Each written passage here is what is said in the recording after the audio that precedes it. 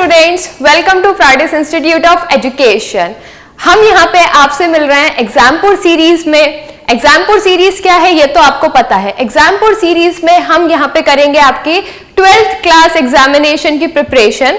ठीक है, अभी कुछ ही महीनों बाद आपके 12th क्लास के बोर्ड एग्जामिनेशंस आने वाले हैं, तो वो एग्जामिनेशन में किस टाइप के क्वेश्चंस आएंगे, आपको उनको कैसे प्रेजेंट करना है, कैसे आंसर्स लिखने हैं। So all these things we are going to discuss in this class. ठीक है, एग्जामपुर सीरीज में हम यही डिस्कस करेंगे। ठीक है, तो स्टार्ट करते हैं हमारी आज की क्लास। आज हम क्या पढ़ने वाले हैं? आज का हमारा टॉपिक होगा that is accounting for partnership fundamentals. ठीक है, आपका जो फर्स्ट चैप्टर है पार्टनरशिप का, पार्टनरशिप से स्टार्टिंग करेंगे और पार्टनरशिप में हम ये वाला चैप्टर कवर करेंगे। इस चैप्टर में आपको बेसिकली पता ही है कि हम यहाँ पे पार्टनरशिप के फाइनेंशियल स्टेटमेंट्स बनाना सीखते हैं और मेनली हम यहाँ पे पीएल एप्रोप्रिएशन जो आपका अकाउंट है वो बनाना सीखते हैं। ठीक है, उसमें बहुत सारी छोटी छोटी चीजें आती हैं, कंटेंट है उसका। ठीक है, उसमें क्या क्या आता है तो वो सारी चीजें हम कवर करने वाले हैं। Alright, okay. So Pride's Education जो है आप सबको पता है दैट प्राइडेस एजुकेशन है, ई लर्निंग बेस्ड है, ई लर्निंग ऐप है। तो आपका जो क्लास केजी से लेके क्लास 10th तक का वैसे तो आपका ईयरली पैकेज होता है 30,000, बट अभी ऑफर प्राइस में आपको ये 9999 में अवेलेबल है। Same with class 11th and 12th का भी जो ईयरली पैकेज है इट इज अराउंड 30,000, बट ये फिलहाल ऑफर में अवेलेबल है 9999। So you can purchase these packages, and if you purchase these packages तो we offer you classroom videos, आपको आपकी क्लासरूम वीडियोस अवेलेबल रहेंगी ऐप पे, मोबाइल एप्लीकेशन पर। देन हमारी 3D वीडियोस भी आपको मिलेंगी, lecture videos, smart board videos, recent live lectures, जो भी लाइव क्लासेस होती हैं, लाइव क्लासेस की रिकॉर्डेड वीडियोस भी अवेलेबल रहती हैं। सारा कंटेंट आपकी बुक, जो भी आपकी बुक का कंटेंट है, everything is available in this application. इसके बाद जो क्वेश्चंस होते हैं उसके फ्री सॉल्यूशंस अवेलेबल हैं। प्रैक्टिस टेस्ट तो बहुत सारे मिलेंगे आपको। ठीक है, then along with it worksheets and doubt sessions are also available. बहुत सारी वर्कशीट्स डली हुई है, जैसे कि अकाउंट्स में तो हमको जितनी ज्यादा प्रैक्टिस हो उतना ही कम होता है, हमें अकाउंट्स में बहुत ज्यादा प्रैक्टिस करनी पड़ती है। तो प्रैक्टिस करने के लिए we need worksheet, we need questions, तो we offer these things. Alright, okay, so let's get started with our topic and our topic is, आज हम टॉपिक नंबर 1 में क्या पढ़ने वाले हैं? आज हम concepts of partnership and partnership deed के बारे में पढ़ेंगे। ठीक है, हम बेसिकली देखेंगे कि पार्टनरशिप होता क्या है और पार्टनरशिप के जो कंटेंट्स है, पार्टनरशिप डीड है वो क्या है। आप सबको बेसिक तो सब पता है, बट हम यहाँ पे क्या करेंगे, हम यहाँ पे सारे टॉपिक्स को पहले रिवाइज करेंगे। ठीक है, टॉपिक को देखेंगे ताकि आप सारी चीजें रिफ्रेश हो जाए, क्योंकि ये टॉपिक, ये जो चैप्टर है और ये टॉपिक है, ये हम सबसे जब अकाउंट्स स्टार्ट करते हैं 12th की तो हम फर्स्ट थिंग यही पढ़ते हैं। तो अब हम बहुत आगे निकल चुके, अभी तो आप लोग कंपनी पढ़ रहे होंगे, तो ये सारी चीजें आपके जो माइंड से स्लिप हो जाती हैं। तो पहले तो हम सारी चीजों को रिवाइज करेंगे, रिकॉल करेंगे, and after that on the basis of this topic हम क्वेश्चन सॉल्व करेंगे कि अभी तक सीबीएसई में प्रीवियस ईयर में कितने मार्क्स के कितने क्वेश्चंस आ चुके हैं, किस टाइप के क्वेश्चंस आते हैं, वो सारी चीजें हम वन बाय वन डिस्कस करेंगे। ठीक है, पहले लेकिन हम थोड़ा सा रिवाइज करेंगे कंटेंट को। ठीक है, तो आप यहाँ पे क्या है, पार्टनरशिप की डेफिनेशन है। अब आपको यहाँ पे, आप सबको पार्टनरशिप की डेफिनेशन तो पता ही, आप सब बोल रहे होंगे कि ma'am what is new in this thing, हम ये चीज 11th क्लास से पढ़ते आ रहे हैं। बिल्कुल, आप ये सारी चीजें 11th क्लास से पढ़ते आ रहे हैं, बट यहाँ पे आपको क्या ध्यान रखना है, यहाँ पे आपको सेक्शन ध्यान रखना है। ठीक है, आप लोगों को पता है कि आपका जो सीबीएसई ने सैंपल पेपर रिलीज किया है, ठीक है, जो मार्किंग स्कीम रिलीज की है, उसके अकॉर्डिंगली आपके 16 मार्क्स के सिर्फ एमसीक्यूज आएंगे। और एमसीक्यू में सीबीएसई एक्ट के सेक्शंस पूछता है कि किस एक्ट के किस सेक्शन में पार्टनरशिप की ये डेफिनेशन दी हुई है। ठीक है, पार्टनरशिप की डेफिनेशन लर्न नहीं करना, मैं छोटी छोटी चीजें यहाँ पे ध्यान में रखना है कि किसमें according to section 4 of the Indian Partnership Act 1932 किस सेक्शन में डेफिनेशन दी गई है पार्टनरशिप की। Under section 4 of Indian Partnership Act 1932 partnership is defined as the relation between partners who have agreed to share the profit of a business carried on by all or any one of them acting for all। ठीक है, what is a partnership?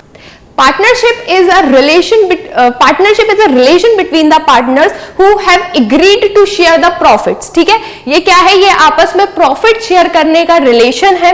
ठीक है, जैसे कि दो अगर partner साथ में आके एक बिजनेस कैरी करते हैं. अब जब बिजनेस करोगे तो प्रॉफिट तो होगा ही, और प्रॉफिट होगा तो वो किस पोर्शन में शेयर होगा, उसका जो रिलेशन है, दैट इज व्हाट पार्टनरशिप. ठीक है, ये आपकी बुक की डेफिनेशन है. और अगर आपको पूछा गया कि मेन डेफिनेशन, एक्चुअल डेफिनेशन कहां दी गई है, तो it is given in section 4 of Indian Partnership Act 1932. ठीक है, partnership is a separate business entity from accounting point of view, but from legal point of view partnership firm is not separate legal entity from its partners.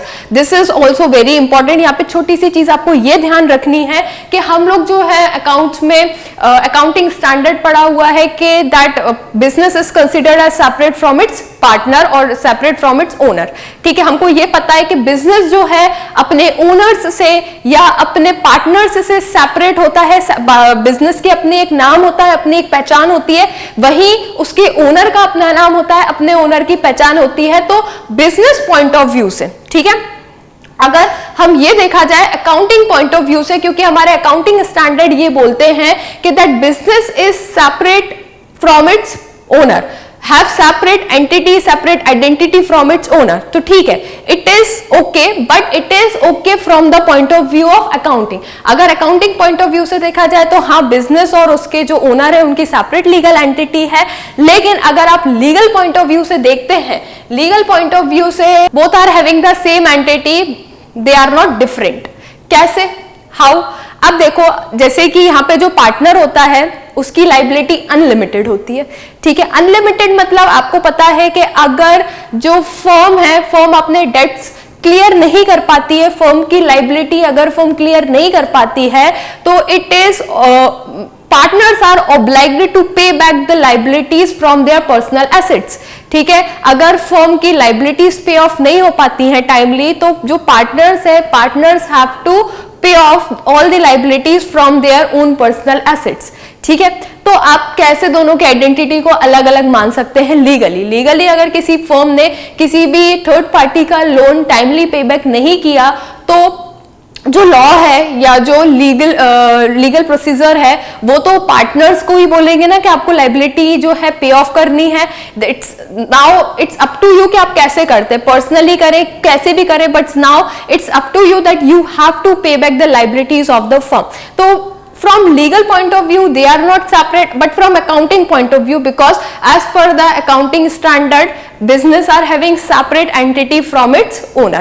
ठीक है, तो आपको ये चीज याद रखनी है, बहुत ध्यान से समझना, and it is due to the unlimited liability nature of the partnership. ठीक है, so these 2 points are very important. It can come in 1 mark question or it can come in 3 mark question, but most probably it will be coming under 1 mark only, because आपको MCQ के form में they can ask. Okay,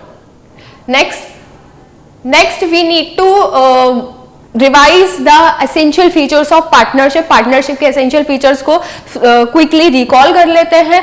2 or more person, ठीक है, it is very important if you want to start a partnership business. partnership business एक person से या एक partner से तो start नहीं होता है. at least minimum should be 2 partners, 2 or more partners should be there. after that agreement, ठीक है, अगर आप partnership business start करते हैं तो agreement should be there. agreement can be in 2 forms, that is it can be in oral form or it can be in written form. ठीक है, अगर written form में होता है तो that written document is known as partnership deed, और अगर oral form में होता है तो ओरल फॉर्म का कोई भी आपके पास एविडेंस नहीं होता है. पार्टनर्स अगर एक दूसरे पे ट्रस्ट करते हैं और पार्टनर्स अगर एक दूसरे पर रिलायबल हैं तो they can have oral agreement as well, but the presence of agreement should be there. After that business there should be legal business, there should be the existence of legal business. ठीक है, अगर आपका कोई lawful या legal business नहीं है, illegal business कर रहे हैं या business ही नहीं है, so partnership हो ही नहीं सकती. अगर आपको partnership करनी है तो for partnership it is mandatory to have a business or that to have legal nature. ठीक है। Then mutual agency, mutual agency is what, बहुत सारे बच्चों को म्यूचुअल एजेंसी में थोड़ा सा कंफ्यूजन रहता है। म्यूचुअल एजेंसी का मतलब होता है कि बहुत सारे पार्टनर्स होते हैं, ठीक है। अगर कोई भी पार्टनर कोई भी एक्ट करता है या कोई भी एक्शन लेता है तो उसका जो भी रिएक्शन होगा वो सारे ही पार्टनर्स पर इंप्लीमेंट होगा। सपोज किसी पार्टनर ने without informing other partners loan ले लिया, ठीक है, लोन ले लिया और फॉर एग्जाम्पल 10% रेट पर लोन लिया है, ठीक है। अब other partners have no any information regarding that, but they are liable to pay back the loan and they all are liable to pay back the interest, ठीक है। तो this is what के एक कोई भी पार्टनर कोई भी action लेता है उसका जो भी रिएक्शन होता है या उसका जो भी consequences होते हैं, all the partners are liable to bear all the consequences, ठीक है। So this is the meaning of mutual agency here. Then sharing of profits, जो भी आपका प्रॉफिट होगा that you have to share in a specific ratio, आपको जो भी profit होने वाला है वो प्रॉफिट आपको क्या करना है, स्पेसिफिक रेशियो में शेयर करना है, ठीक है। तो profit sharing ratio should be there, ठीक है। अगर प्रॉफिट शेयरिंग रेशियो नहीं हुआ तो it can not termed as partnership. इसके बाद लाइबिलिटी ऑफ पार्टनरशिप, लाइबिलिटी कैसी है पार्टनर्स की, अनलिमिटेड है, ठीक है। The partners are having unlimited liability, ये इंपॉर्टेंट है। मैनेजमेंट एंड कंट्रोल, ठीक है, मैनेजमेंट होना चाहिए, कंट्रोल होना चाहिए, मतलब कंट्रोल तो सभी का होगा और मैनेजमेंट कैसा रहेगा, किस पार्टनर का क्या डिसीजन मेकिंग रहेगा, वैसे तो म्यूचुअल डिसीजन होता है यहाँ पे, ठीक है। And last one is registration, registration is optional, ठीक है। If you want to register your firm then you can register and if you don't want then you can not register, ठीक है। मीन्स आप पार्टनरशिप एक्ट में register करा भी सकते हैं and if you don't want then it is not compulsory or mandatory to have partnership deed or registration, ठीक है। So these are the features of the partnership type of business, all right। Then next partnership deed, बहुत important चीज है, ठीक है। Partnership deed, you all know about partnership deed, हम 11th class से पढ़ते हुए आ रहे हैं partnership deed, alright. It is a document which contains the terms and condition of partnership agreement. A firm should have a partnership deed because it regulates the rights, duties and liabilities of partners. It avoids disputes in future by acting as a proof. It serves as an evidence in the court of law. Partnership deed is what? Partnership is just nothing. Partnership is a written agreement between the partners, ठीक है। अभी मैंने बताया था, अभी आपको partnership के features जब बताए थे मैंने आपको, तो मैंने आपको ये बताया था that agreement should be there. But agreement can be a written, can be a oral, ठीक है। But it is better to have a written agreement that is known as partnership deed. उस written agreement का ही नाम, उस written document का ही नाम क्या है, partnership deed है, ठीक है। तो what is partnership deed? Partnership deed is just nothing. Partnership deed is a written agreement between the partners, all right। अब now question can be asked कि why it is necessary to have written document and why it is better to have written document or partnership deed, क्यों better है या क्यों होना चाहिए, क्या ऐसे रीजन है कि पार्टनरशिप डीड एक पार्टनरशिप फॉर्म में होनी चाहिए। तो पार्टनरशिप डीड होने का ये फायदा है कि पहली बात तो अगर पार्टनर्स में इन फ्यूचर अगर कोई भी लड़ाई झगड़े हुए या कोई भी अपनी बात से गेट बैक करेगा तो उसके लिए आपके पास प्रूफ है, एविडेंस है, ठीक है। अगर आप अपने पार्टनर पर, अपने जो भी आपका पार्टनर है उस पर अगर आप केस करना चाहते हैं तो आपके पास कुछ प्रूफ होना चाहिए, एविडेंस होना चाहिए, तो वो आपको एविडेंस के तौर पर भी आप काम आएगा आपके लिए, ठीक है। आपको अगर कोर्ट में क्लेम करना है, कोर्ट में अगर कोई भी चीज आप अगर इन फ्यूचर बिजनेस करते हुए फंस जाते हैं और आपको कोर्ट में कुछ प्रूफ की तरह दिखाना है तो आपके पास उसके लिए भी पार्टनरशिप डीड होगी, ठीक है। और इसके बाद ये जो पार्टनरशिप डीड है, पार्टनरशिप डीड पार्टनर्स के बीच में rights, control, profit sharing ratio सारी ही चीजें रेगुलेट करती है। रेगुलेट मतलब कि मतलब अगर आपके पास पार्टनरशिप डीड है तो कंफ्यूजन नहीं होगा कि मेरा पीएल रेशियो क्या है, मेरे राइट्स क्या है, मेरी ड्यूटीज क्या है, मेरा मैनेजमेंट कंट्रोल क्या है, एवरीथिंग इज क्लियर, ठीक है। सारी चीजों को रेगुलेट पार्टनरशिप डीड करता है, पार्टनर्स को पता है they have to follow partnership deed, ठीक है। तो दीज आर द रीजन जो कि इंपॉर्टेंट है पार्टनरशिप डीड होने के पॉइंट ऑफ व्यू से। नेक्स्ट, अगर पार्टनरशिप डीड नहीं हुई और इन फ्यूचर आपका कोई भी कॉन्फ्लिक्ट हो गया, डिस्प्यूट हो गया, देन क्या होगा? ठीक है, अगर आपके पास पार्टनरशिप डीड नहीं है then what will be the next? ठीक है, तो वही लिखा हुआ है यहाँ पे, provision in the absence of partnership deed, if you peoples are not having partnership deed then what will be the result?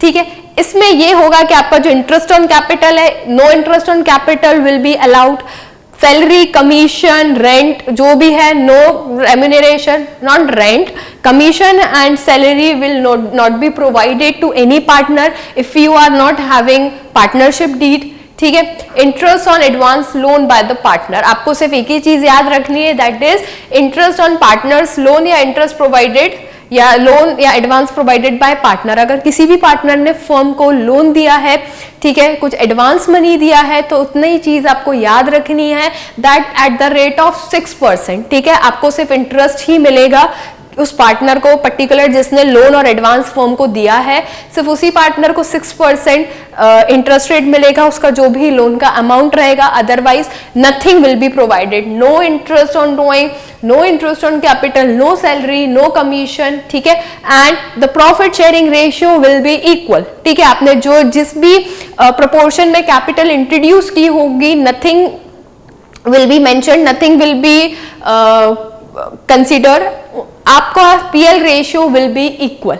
ठीक है, कुछ भी हुआ होगा, अगर आपके पास पार्टनरशिप डीड नहीं है, आपने ओरल एग्रीमेंट किया हुआ है और आगे चल के डिस्प्यूट या कॉन्फ्लिक्ट का कंडीशन बन गई है, तो इन दैट केस आपका पीएल रेशियो इक्वल हो जाएगा, इंटरेस्ट ऑन लोन 6% मिलेगा and interest on capital, interest on drawing, salary, commission, nothing will be provided, कुछ भी नहीं मिलेगा, सारी चीजें जो है कैंसिल हो जाएंगी। ठीक है, चलो, तो ये चीज है यहाँ पे, ये चीज यहाँ पे इंपॉर्टेंट है। ठीक है, इससे आपको क्वेश्चन आ सकता है कि in the absence of partnership deed what will be happening, तो आपको ये लिखना पड़ेगा that only interest on loan will be provided and PL ratio will be equal. ठीक है, चलो अब हम करते हैं क्वेश्चन। अभी तक हमने जो भी थोड़ा थ्योरी पोर्शन पढ़ा उसमें से कैसे क्वेश्चन आ सकते हैं। ठीक है, पहले हम 1 मार्क क्वेश्चन डिस्कस करेंगे कि 1 मार्क क्वेश्चन किस तरीके से आ चुके हैं, मतलब ये वही क्वेश्चंस हैं जो ऑलरेडी आपके सीबीएसई दे चुका है। ठीक है, ये जो हम क्वेश्चन आप बोर्ड पे देख रहे हैं ये ऑल इंडिया 2019 में आ चुका है, आपके अकाउंट्स के पेपर में ही आया था 2019 में।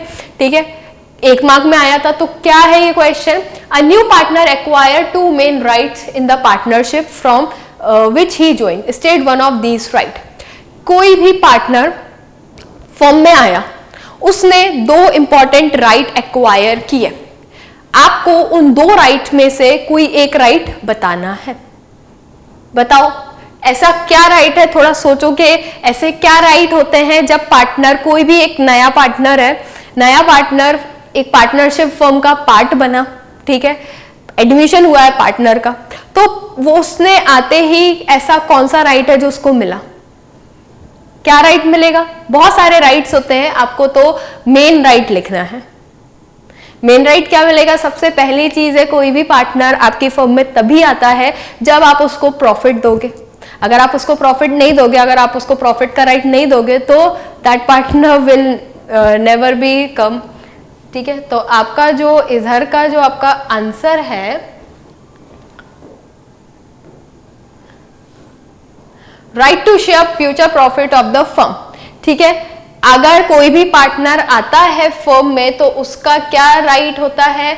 उसका राइट है right to share future profit. ठीक है, विदाउट प्रॉफिट राइट नहीं आएगा वो। ठीक है, इसके अलावा बहुत सारे और भी राइट्स होते हैं, जैसे कि राइट टू बी इन्फॉर्म्ड होता है पार्टनर्स के। आपकी बुक में देखना बहुत सारे राइट्स दिए हुए हैं, कुछ राइट्स मैं भी आपको बता देती हूँ। Right to be informed, right to be informed मतलब कि जो भी पार्टनरशिप में चीजें चल रही हैं, जो भी पार्टनरशिप के में एक्टिविटीज चल रही हैं, उन सारी चीजों की इंफॉर्मेशन हर एक पार्टनर को होनी चाहिए। तो कोई भी नया पार्टनर आपकी फर्म में आया, इनकमिंग पार्टनर है या आ चुका है न्यू पार्टनर है, तो उसको सारी चीजें डिटेल पता होनी चाहिए, क्योंकि वो उसने भी कैपिटल इंट्रोड्यूस की, उसको भी उसी फर्म में से प्रॉफिट मिलने वाला है। तो that partner should have information about the activities and transaction of the firm. ठीक है। इसके बाद उसको फ्यूचर का जो उसका प्रॉफिट शेयरिंग रेशियो है वो तो उसको मिलना ही चाहिए। इसके बाद जो भी कमिटमेंट हुआ है सैलरी का, अगर आपने कमिटमेंट किया तो उसका राइट है, ठीक है, कि उसको राइट है कि उसको सैलरी मिले। अगर आपने पार्टनरशिप डीड में मेंशन किया हुआ है तो जो भी आपने क्लॉज पार्टनरशिप डीड में मेंशन किए हैं वो सारा ही राइट पार्टनर का है, ठीक है। So this is the question. चलो देखते हैं नेक्स्ट क्वेश्चन पर। Does partnership firm has separate legal entity? Give reason in support of your answer. ठीक है, ये अभी मैंने आपको थोड़ी देर पहले ही पढ़ाया था कि अगर आप अकाउंटिंग पॉइंट ऑफ व्यू से देखते हैं, अकाउंटिंग पॉइंट ऑफ व्यू से जो पार्टनरशिप है और पार्टनर्स है उनकी सेपरेट लीगल एंटिटी है, और अगर आप लीगल पॉइंट ऑफ व्यू से देखते हैं तो दोनों की एंटिटी सेपरेट नहीं है, ठीक है, दोनों सेपरेट नहीं है, दोनों एक ही कंसीडर किए जाते हैं लीगल पॉइंट ऑफ व्यू से। अकाउंटिंग पॉइंट ऑफ व्यू से both are having separate legal entity. तो आप अगर ऐसा क्वेश्चन कोई आता है तो how you are going to write the answer?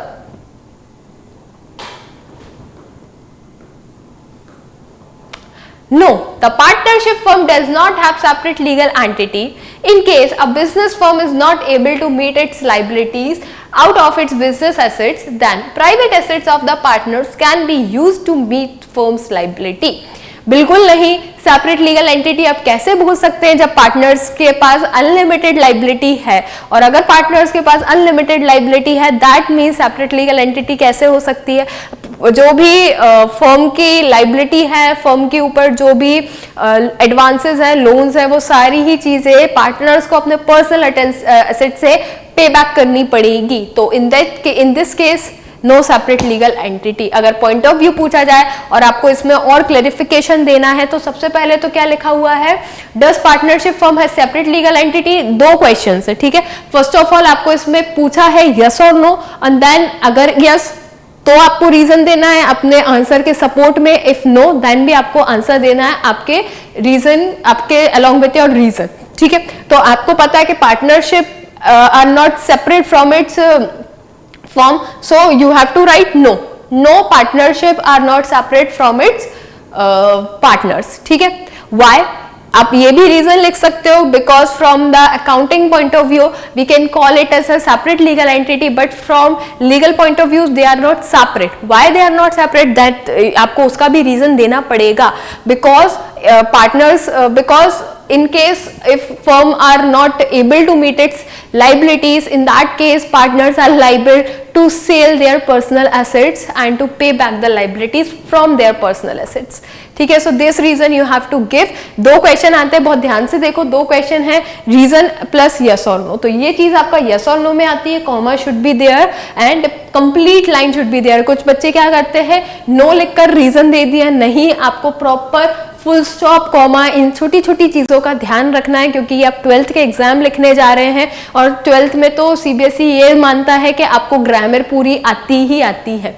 12th में आपको ग्रामर नहीं आती ना सिलेबस पे, आपको सिर्फ लिटरेचर आती है, तो सीबीएसई क्यों आपको 12th में ग्रामर नहीं देता है? सीबीएसई 12th में ग्रामर इसलिए नहीं देता है क्योंकि सीबीएसई ऐसा मानता है। अब आपको आती है नहीं आती है that is up to you, लेकिन सीबीएसई को ऐसा लगता है कि 12th के बच्चों को ग्रामर पढ़ाने की जरूरत नहीं है, क्योंकि 12th के बच्चों को ऑलरेडी ग्रामर आती है, वो बिल्कुल फर्स्ट क्लास से, उससे और छोटी क्लास से अप टू 11th ग्रामर पढ़ते हुए आते हैं, ठीक है। तो सीबीएसई की जो मेंटालिटी है उसको बरकरार रखते हुए कॉमा और ये छोटी छोटी चीजों का ध्यान रखना, जो वन वर्ड क्वेश्चंस होते हैं उनको प्रॉपर लाइन में लिखना, वन वर्ड के फॉर्म में नहीं लिखना, ठीक है। चलो आगे बढ़ते हैं। Next question, a group of 40 people wants to form a partnership firm. They want your advice regarding the maximum number of person that can be in a partnership firm and name the act under whose provision it is given. बहुत important question है, ठीक है, बहुत frequently पूछा जाता है, बहुत popular question भी है कि मिनिमम और मैक्सिमम पार्टनर्स कितने हो सकते हैं पार्टनरशिप फर्म में, ठीक है। तो आपका जो मैक्सिमम नंबर ऑफ पर्सन है दैट इज 50, और जो लिमिट है ये किस में दी हुई है, it is given in rule 10 companies act 2014, बहुत इंपॉर्टेंट है, बिल्कुल अपडेटेड चीज है ये, तो ये चीज बच्चा आपको याद रखनी है, ठीक है। अभी ये क्वेश्चन को एमसीक्यू फॉर्म में भी यही पूछा जा सकता है, विच एक्ट प्रिस्क्राइब्ड द और which act limits the maximum number of partners, तो कौन सा एक्ट है, बच्चे लिख देंगे पार्टनरशिप एक्ट 1932, क्योंकि पार्टनरशिप है तो पार्टनरशिप में ही लिखा होगा, नहीं ऐसा बिल्कुल नहीं है।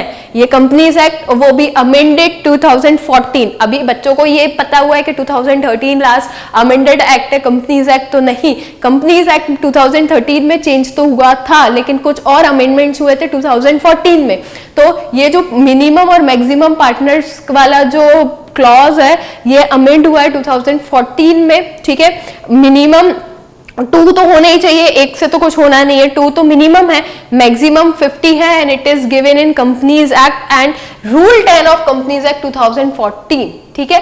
याद क्या रखना है, रूल 10 ऑफ कंपनीज एक्ट 2014, ना कि पार्टनरशिप एक्ट 1932, ये याद रखना है। मिनिमम मैक्सिमम ये तो याद रहता है कि मिनिमम कितने मैक्सिमम कितने, बट किसने दिया है ये एमसीक्यू में पूछा जा सकता है, ठीक है। So it is given under rule 10 of companies act 2014, alright. चलो याद रखना, नोट्स बना सकते हो अगर आपको ऐसे बच्चे हो के चीजें दिमाग से स्लिप हो जाती हैं, ठीक है, बहुत सारी चीजें दिमाग में चल रही होती है तो हमको याद नहीं रहता है, तो आप अपनी नोट्स बना सकते हो, इंपॉर्टेंट बुलेट पॉइंट्स याद रख सकते हो कि आपको कौन कौन से रूल रखने हैं याद, कौन कौन से एक्ट याद रखने हैं, किस एक्ट में क्या लिखा हुआ है, तो ये आप रख सकते हो, 1 नंबर आपका बच जाएगा इतनी मेहनत करने से। चलो नेक्स्ट क्वेश्चन है, would a charitable dispensary run by 8 members be deemed as a partnership firm? Give reason in support of your answer.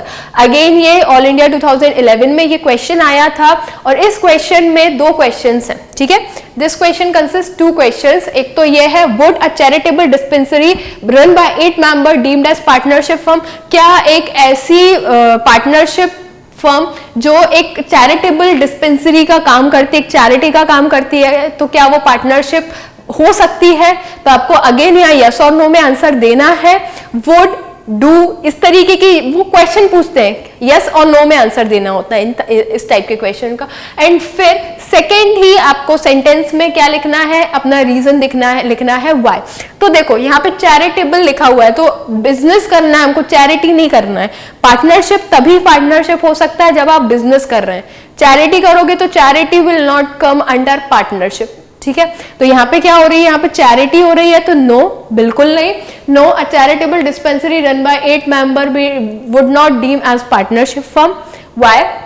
Because अब इट कम्स अंडर फीचर, ठीक है। हमने अभी फीचर्स पढ़े तो उसी में लिखा था a lawful business should be there, a profit making business should be there, business is suppose to earn profit, ठीक है। अगर कोई भी ऐसी चीज है, कोई भी ऐसा बिजनेस है जो प्रॉफिट नहीं अर्न कर रहा है, तो वो बिजनेस नहीं है। बिजनेस का सबसे बड़ा उसूल होता है प्रॉफिट शुड बी देयर, और पार्टनरशिप तो हमारा एक फॉर्म ऑफ बिजनेस ही है। अब यहाँ पे प्रॉफिट नहीं होगा तो काम कैसे चलेगा, है ना। तो ऐसा कुछ भी नहीं है, बिल्कुल नहीं हो सकता है ऐसी चीज। इसका रीजन ये दिया है कि भाई वहां पे बिजनेस होना चाहिए, अगर आपको पार्टनरशिप करना है तो बिजनेस होना चाहिए। एक और रीजन दिया है कि there must be sharing of profit among the partner from such business, in case there is no business no sharing of profit. अब भाई बिजनेस नहीं है तो प्रॉफिट नहीं है, प्रॉफिट नहीं है तो प्रॉफिट शेयरिंग रेशियो भी नहीं है। तो आप यहाँ पे अगर ये चीज अप्लाई करते हो तो आप 2 फीचर्स को वॉयलेट करते हो, किसके? पार्टनरशिप फर्म के, that is profit sharing ratio should be there and business should be there. ना ही यहाँ बिजनेस है ना ही प्रॉफिट शेयरिंग रेशियो है। ये क्या है, ये चैरिटी है, तो charity is not come under business, ठीक है। Next question, A, B and C decided that interest on capital will be provided to each partner at the rate of 5% per annum. But after 1 year, C wants no interest on capital is to be provided to any partner. State how C can do this. ये question आपका 2010 में आया था, Delhi exam में आया था, ठीक है। As per this question 3 partners है A, B, C। तीनों पार्टनर्स ने डिसाइड किया है interest on capital will be allowed at the rate of 5% per annum, ठीक है भाई। 1 साल बाद सी का दिमाग घूम गया, सी बोलता है कि अब किसी को इंटरेस्ट ऑन कैपिटल नहीं मिलना चाहिए। तो क्या ऐसा हो सकता है? सी चाह रहा है कि इंटरेस्ट ऑन कैपिटल ना मिले after 1 year. It will be possible? सोचो। Yes, it can be possible, but how? When all partners are agree, ठीक है, और पार्टनरशिप डीड ना हो, अगर पार्टनरशिप डीड है तो आपको पार्टनरशिप डीड चेंज करानी पड़ेगी, and if there is no partnership deed and if all partners are agreed then there will be no problem, ठीक है, आप आसानी से चेंज कर सकते हैं, ठीक है। नेक्स्ट, ओके, नेक्स्ट, ये भी बहुत इंपॉर्टेंट क्वेश्चन है, ये पिछले साल ही टर्म 1 में आया था। आपको पता ही होगा कि प्रीवियस ईयर टर्म 1 टर्म 2 के फॉर्म में सीबीएसई ने एग्जाम लिए थे। टर्म 1 में सिर्फ एमसीक्यूज पूछे गए थे और ये एमसीक्यू उसी में से आया था, और ये भी बहुत इंपॉर्टेंट है, बहुत ध्यान से लिखना। मैक्सिमम बच्चों ने इसमें गड़बड़ी की ही होगी। क्या लिखा हुआ है? The partnership deed should be properly drafted and prepared as per the provision of dash and preferably registered with dash.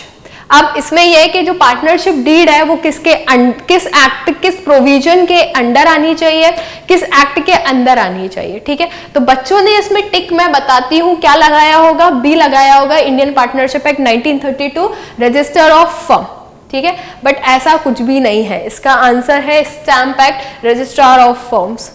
Yes, अभी आपको ये स्टैम्प एक्ट क्या होता है पता ही नहीं है, ठीक है। अभी बच्चों को ये पता है कि सब कुछ पार्टनरशिप में जो भी हो रहा है सब पार्टनरशिप एक्ट के अंडर होता है। मिनिमम मैक्सिमम नंबर भी पार्टनरशिप एक्ट ही बताता है, ठीक है। फिर पार्टनरशिप डीड का सारी चीजें सब पार्टनरशिप में होती है, हर चीज पार्टनरशिप में नहीं होती बच्चा। यहाँ पे स्टैम्प एक्ट है, ठीक है, stamp act registrar of firm, ठीक है। रजिस्ट्रार ऑफ फर्म में स्टैम्प एक्ट जो है वो आपके पार्टनरशिप डीड को प्रॉपरली प्रिपेयर करता है। उसके प्रोविजन, सारी जो भी प्रोविजंस होते हैं all are as per the stamp act, that is provision of registrar of firm, ठीक है। चलो next, if partnership deed is silent or has not been formulated then partners are entitled for, ये तो बहुत important है और बहुत easy भी है, अभी हमने थोड़ी देर पहले ही पढ़ा था कि अगर आपके पास पार्टनरशिप डीड नहीं है या आपकी पार्टनरशिप डीड साइलेंट है तो क्या क्या मिलेगा इसमें से? आपको सैलरी मिलेगी? No salary will be provided. Commission मिलेगा? No commission will be provided. Profit sharing मिलेगा कैपिटल के रेशियो में, आपने जिस भी रेशियो में कैपिटल इंट्रोड्यूस की होगी उस रेशियो में क्या आपको पीएल मिलेगा? नहीं मिलेगा। तो क्या मिलेगा? सिर्फ इंटरेस्ट ऑन लोन मिलेगा, दैट इज 2% पर एनम, ठीक है। Next question, in partnership business partners liability in proportion to profit loss in proportion to capital, limited और अनलिमिटेड। वेरी इजी, ठीक है। ये तो हम सबको ही पता है कि अगर पार्टनरशिप बिजनेस है तो लाइबिलिटी कैसी होती है। अभी मैंने इसको बार बार आपको रिपीट कराया है, दैट लाइबिलिटी इज अनलिमिटेड, ठीक है। तो ये जो हमने अभी कंसेप्ट्स पढ़े थे उस कंसेप्ट्स के बेसिस पर सिर्फ एमसीक्यू फॉर्म ऑफ क्वेश्चन ही आने की प्रोबेबिलिटी है। 3 mark question, 4 mark question, 6 mark question नहीं आएंगे इस छोटे छोटे से टॉपिक से, ठीक है। बट यहाँ पे बच्चों के एक एक नंबर इंपॉर्टेंट होते हैं, एक्ट्स, सेक्शन, रूल, ठीक है, ये सारी चीजें इंपॉर्टेंट होती हैं, इसलिए हमने ये सारी चीजों की प्रैक्टिस की है, ठीक है। अभी आप इसको प्रॉपरली रिवाइज करना। अब हम लोग नेक्स्ट क्लास में इनके और आगे के टॉपिक्स जो हैं, interest on loan, interest on capital, interest on drawing, सारी चीजें रिकॉल करेंगे, रिवाइज करेंगे, सबके मेथड्स देखेंगे, सबके फॉर्मूले देखेंगे और इसके बाद हम प्रैक्टिकल क्वेश्चंस पर नेक्स्ट क्लास से आएंगे, ठीक है। आज के लिए इतना ही, आज के लिए एकदम लाइट है। नेक्स्ट क्लास से थोड़ा सा हैवी लगेगा आपको क्योंकि हम नेक्स्ट क्लास से प्रॉपर पीएल एप्रोप्रिएशन के टॉपिक पर आने वाले हैं, ठीक है। चलो, so we will meet in next class with rest topics, okay. Thank you, bye bye.